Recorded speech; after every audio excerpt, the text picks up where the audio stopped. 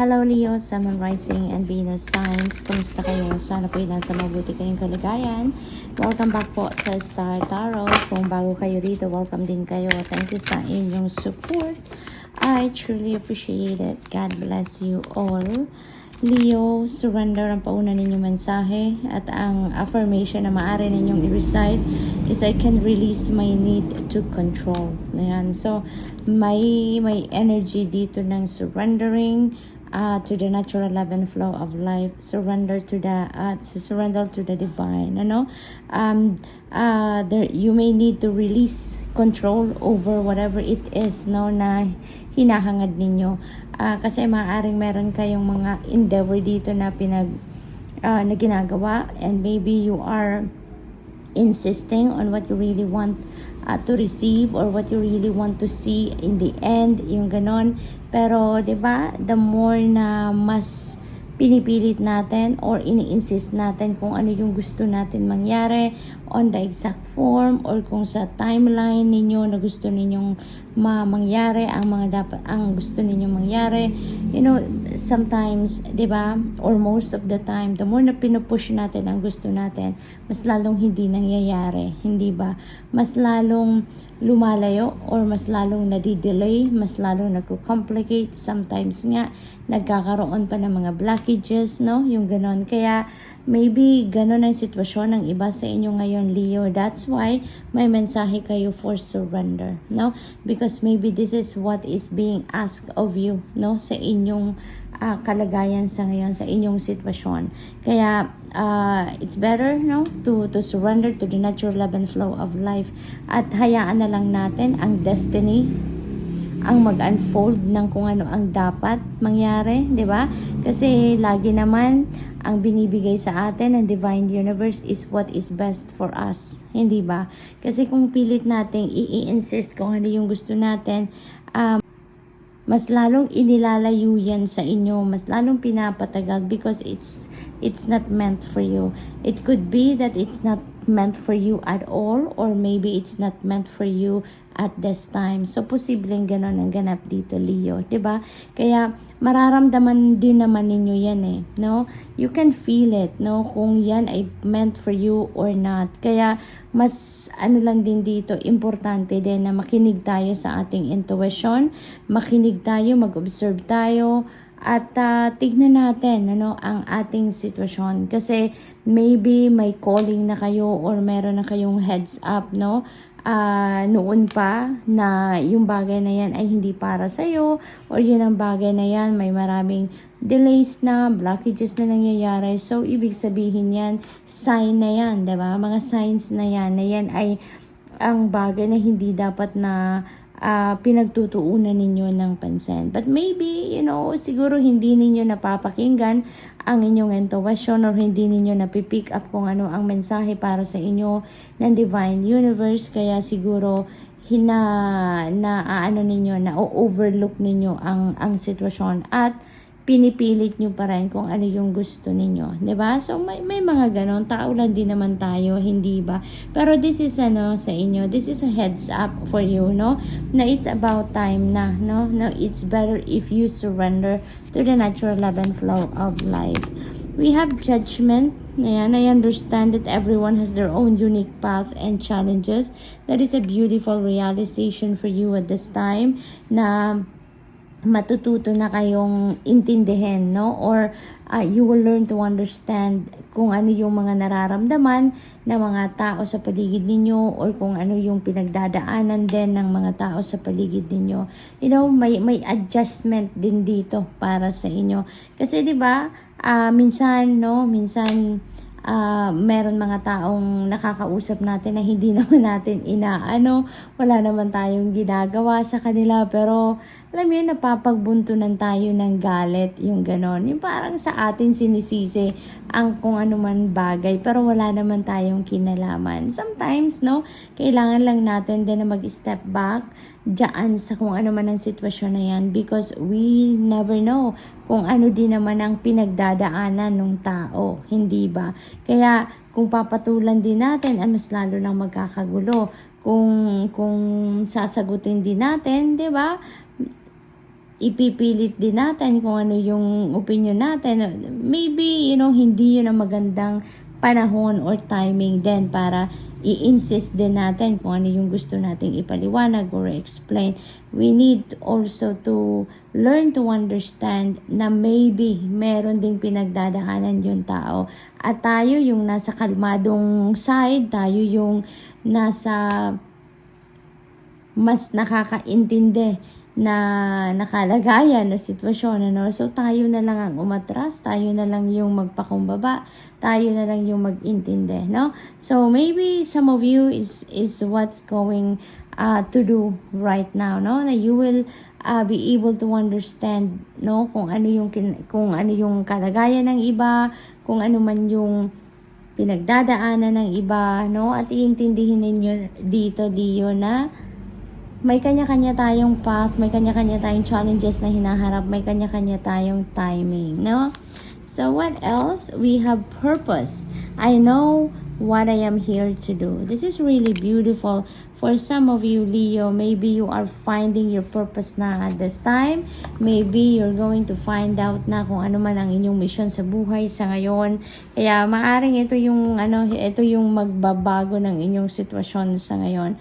Because feeling ko emotionally matured na din ang karamihan sa inyo at this time. You have a deeper understanding of the human psyche.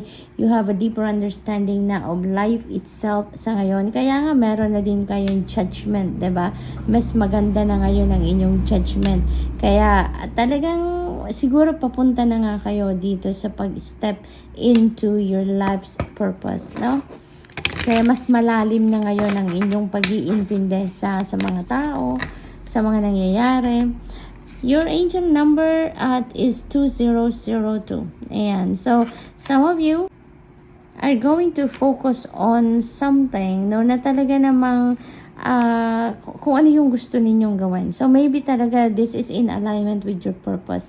Kasi dito sa purpose, diba, when we step into our purpose, ibig sabihin nun na alam na natin, na yung ginagawa natin is something bigger than we think, no, that we can do. Dito mas magagawin na ninyo dito yung pagsuserve ng mga tao, pagsuserve sa mas maraming tao, i-inspire ng maraming tao.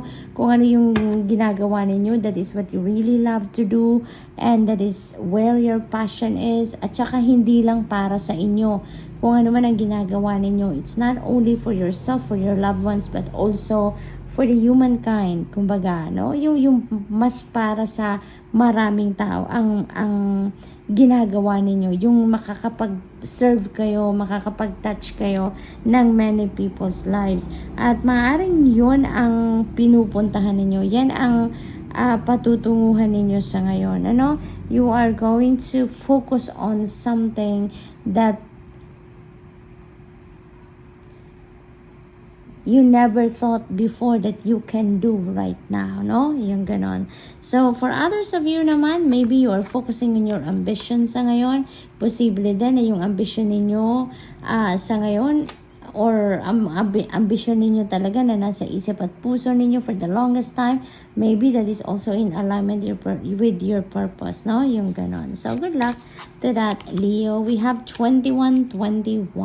Ayan. So, this is, parang, ito yung energy na parang your vibration is going to be up, no? Tataas dito ang vibration ninyo. Kaya naman, you are going to be energized din kasi yung energy level ninyo dito tataas, mas excited kayo, mas masaya kayo, yung ganon. So you are going to have that spiritual power, no? Your extra spiritual power for you to manifest whatever it is that you want to manifest in your life. Kasi pag mataas ang vibration natin, mataas ang energy level natin, may tayo, mas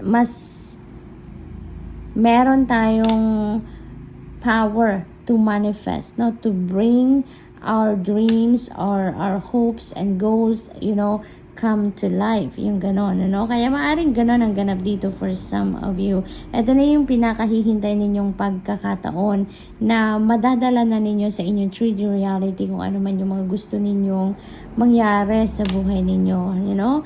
Maaring meron ditong prosperity, harmony, no? Maaring meron ditong relationships, no, na minimithi ninyo, or maaaring mapapasagot nyo na dito yung nililigawan ninyo, or yung mga something like that, no, along those lines. Kaya napakaganda na nito because kahit ano yan, ano, kahit ano yan na gusto ninyong ma-manifest, kumbaga on top of the list sa isip ninyo na gusto ninyong ma-manifest, ay maaaring mangyari na yan sa ngayon. So we also have 15-15. Ayan. So the big break has come, no, Leo. Ito na talaga. This is the time that you've been waiting for. So ito na yon, ano. You're going to focus on the progress. You're going to focus on the things that you really want to see. Kung mga bagay na gusto ninyong ma-achieve, mga bagay na gusto ninyong ma-accomplish, this could be the time, no, na talagang mangyayari at mangyayari na yan.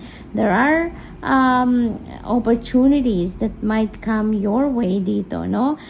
Iba-iba yan, depende sa inyong sitwasyon. It could be an opportunity for prosperity, abundance, financial success. There could be an opportunity for financial opportunity. It could be anything, no? It could be anything, but definitely ito na yung breakthrough, no, na hinihintay ninyo. Ito na yung siguro big break ninyo sa trabaho, sa career ninyo, sa negosyo ninyo. It could be in any area of life na definitely this will serve as the breakthrough na matagal na ninyong hinihintay. So parang kay tagal nyo nang naghihintay na maging masagana kayo, maging successful kayo, no? So maaaring ito na yun. Ito na yung pagkakataon ninyo. So, we have 4 of Pentacles. Ayan. So, take control of your finances, no, Leo? Lalong-lalo na meron kayo ditong prosperity, abundance, financial success. You have the big break dito in your finances din siguro. So, take control of your money. Take control of your resources. This is advising you to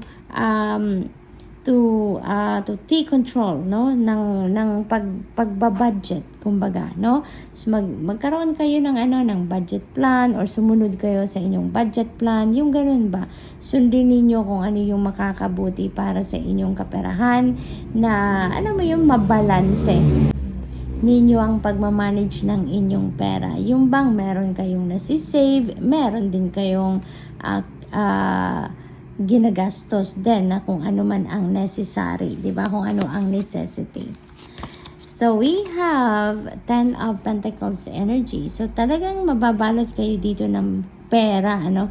Kasi si 10 of Pentacles, this is a prosperity and abundance din, ano? This is also about wealth coming in sa buhay ninyo. So, most likely talaga, ang iba sa inyo dito, parang nakapag-establish na siguro kayo ng inyong financial security and stability for the long term.